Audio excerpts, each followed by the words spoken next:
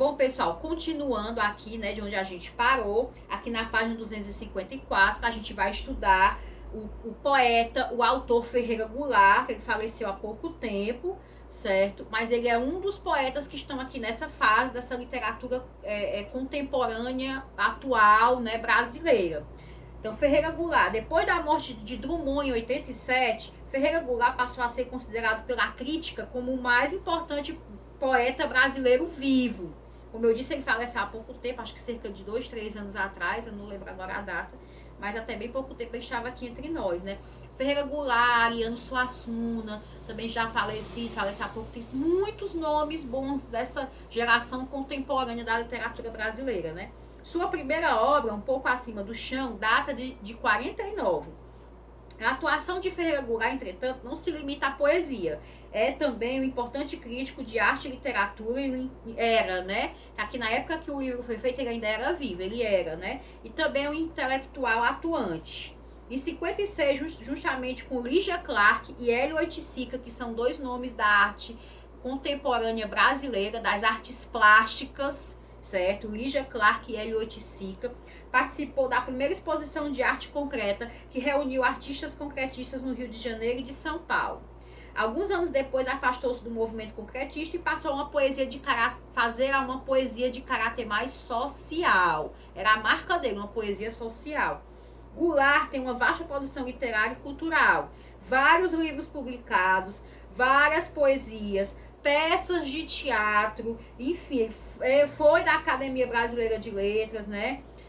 E tem várias e várias obras, textos importantes dele. Ele, gente, era de São Luís, no Maranhão, certo? Natural de lá, Ferreira Goulart. Eu vou ler uma poesia dele aqui na página 255, para que vocês observem bem o tom social da poesia dele. Não há vagas. O preço do feijão não cabe no poema. O preço do arroz não cabe no poema. Não cabe o poema, o gás, a luz, o telefone, a sonegação do leite, da carne, do açúcar, do pão. O funcionário público não cabe no poema, com seu salário de fome, de vida fechada em arquivos, como não cabe no poema. O operário que se esmerila em seu dia de aço e o carvão nas oficinas escuras. Porque o poema, senhores, está fechado, não há vagas. Só cabe no poema o homem sem estômago, a mulher de nuvens e a fruta sem preço. O poema, senhores, não fede e nem cheira. Olha a temática, olha a linguagem. Isso era inimaginável numa poesia antes. Pois era visto como algo superior, não podia se deixar contaminar, entre aspas, por temas como esse. E olha como é atual.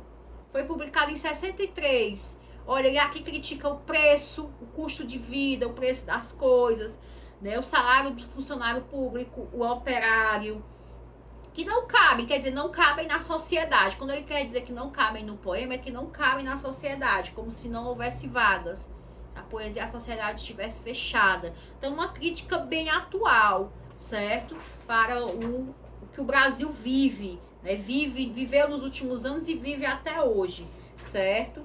Aqui, continuando, pessoal, na página 257, a gente vai ver um pouquinho da literatura brasileira do final do século XX, anos 80, 90 e até agora, o começo do século 21, certo? Vamos ver aqui um pouquinho aqui do resumo. Com o fim do regime militar e da censura em nosso país em 1985, os escritores brasileiros começaram a buscar caminhos diversificados, tanto na poesia quanto na prosa. A poesia do final do século XX até os dias atuais ainda é visível, né? Nessa poesia ainda é visível a influência da literatura marginal, observada na incorporação de um lirismo mais espontâneo.